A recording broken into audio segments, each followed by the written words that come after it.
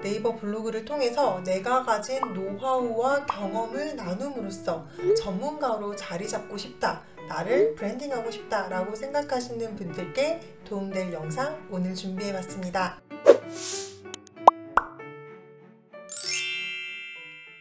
네, 안녕하세요. 뭐해먹고 살지 김인숙입니다. 네, 저는 네이버 블로그를 퍼스널 브랜딩 목적으로 시작을 했습니다. 단순히 체험단을 하거나 광고를 달거나 내 물건을 팔거나 이런 식의 홍보성 목적이라기보다는 진짜 순전히 내가 좀 더 인지도를 쌓기 위해서, 혹은 유명해지기 위해서, 혹은 몸값을 높이기 위해서 네이버 블로그를 활용하는 거죠. 네이버 블로그는 내가 가진 일상에서의 매력적인 부분이라든지 내 생각, 가치관을 보여주기에도 좋고, 내가 가진 전문성을 글로써 어필하기에 굉장히 탁월한 효과가 있습니다. 내가 퍼스널 브랜딩을 하고 싶은데 어떤 채널부터 시작해야 될지 잘 모르겠다 라고 하시는 분들이라면 오늘부터 블로그 본격적으로 시작해 보시는 것 추천드립니다.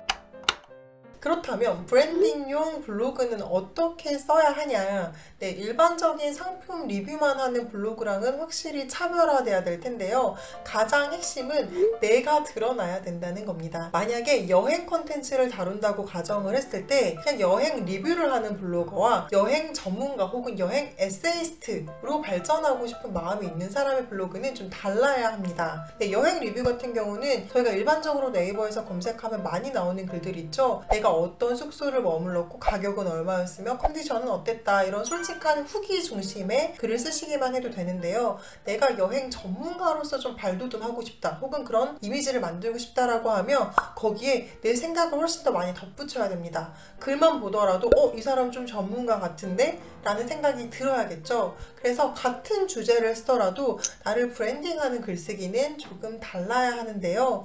가장 쉽게 핵심 포인트만 말씀드리자면, 글을 보고 나서 상품과 여행지만 기억에 남는 게 아니라 이 사람이 좀 궁금하게, 호기심이 생기게 하는 글쓰기가 핵심입니다. 그래서 오늘은 제가 쉽게 3가지만 포인트를 일단 정리해 드릴까 해요. 일단 첫 번째, 내 전문 분야를 드러낼 수 있는 칼럼 혹은 경험담, 노하우 콘텐츠를 10개를 먼저 발행하세요. 저는 블로그를 통해서 퍼스널 브랜딩 전문가라는 포지셔닝을 하고 싶었기 때문에 제 블로그에 가면 퍼스널 브랜딩 관련된 칼럼이 있습니다. 내 해당 분야에 관련된 컨텐츠를 블로그에 무조건 작성을 하셔야 됩니다. 단 여기에서는 내가 아는 언어로 설명하시면 안 되고요. 사람들이 읽고 싶게 만드는 게 또 포인트겠죠. 특히나 정말 전문 직종의 분들 같은 경우는 좀 어려운 용어라든지 업계에서 쓰시는 단어들을 많이 사용하는 경우가 있는데요.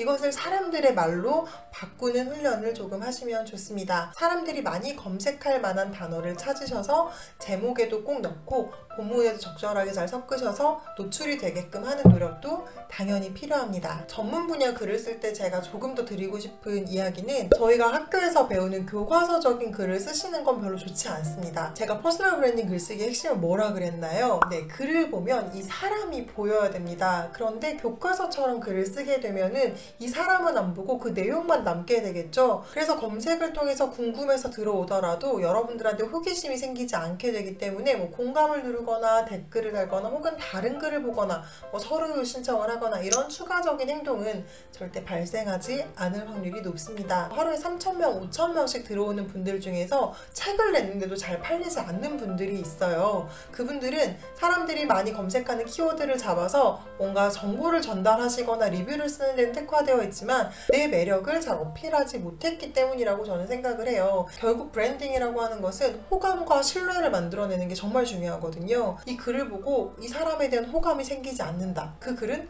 브랜딩하기에 적합하지 않은 글이라고 할 수 있습니다. 사실 난이도가 조금 높은 글쓰기일 수 있는데요. 여러분들이 시작하시면서 그냥 좀 머릿속에 염두에 두고 쓰시면 좋을 것 같아요. 이 글을 보고 나면 내가 남나? 정보만 남나? 정보만 남는 것 같다라고 하면 어떻게 하면 여기에 내가 남게 할 수 있을까를 고민해 보시는 거죠. 제가 많이 하는 방법은 제 이야기, 제 생각을 곁들여서 쓰는 겁니다. 예를 들어서 마케팅과 관련된 제가 글을 써요. 마케팅이란 무엇이라고 생각하시나요? 필립 코틀러의 정의는 이렇습니다. 제가 생각하는 정의는 이러이러한데요. 제가 과거에 이런 경험이 있었거든요. 그 경험을 통해서 저는 이런 정의를 내리게 되었습니다.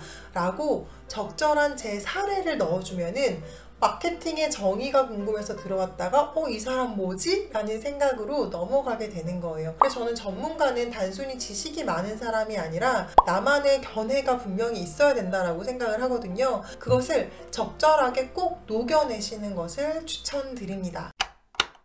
두 번째, 나를 소개하는 게시판과 게시글을 꼭 만들어 두셔야 됩니다. 저는 브랜드 컨설팅을 할 때 블로그를 활용하시는 분들에게 꼭 해드리는 게 뭐냐면 메뉴 구성을 할 때 자기소개를 할 수 있는 메뉴를 꼭 만드시라고 합니다. 이 메뉴에는 글이 많지 않아도 돼요. 어쨌든 사람들이 어떤 식으로건 내 블로그에 들어와서 글을 읽다가 이 사람 누구지? 라고 궁금해졌을 때 메뉴를 눌러볼 거 아니에요. 그랬을 때 일상, 생각, 마케팅, 칼럼 이렇게 써 있으면 저에 대한 정보를 찾을 수가 없는 거죠. 근데 제일 상단에 김인숙이란 누구인가, 자기소개, 이런 식으로 이 사람에 대한 소개라는 명확한 타이틀이 보이면 클릭을 하게 됩니다. 그리고 당연히 거기에 내 이야기를 써야겠죠. 하나 정도는 내 프로필을 좀 완벽하게 적어 놓으시는 걸 추천을 드리는데요. 여기에서 또 주의해야 될 점, 사람들이 내가 너무 전문가면 그걸 자랑하고 싶어서 이력서 쓰듯이 내 경력만을 막 쭉 나열하시는 분들이 있습니다.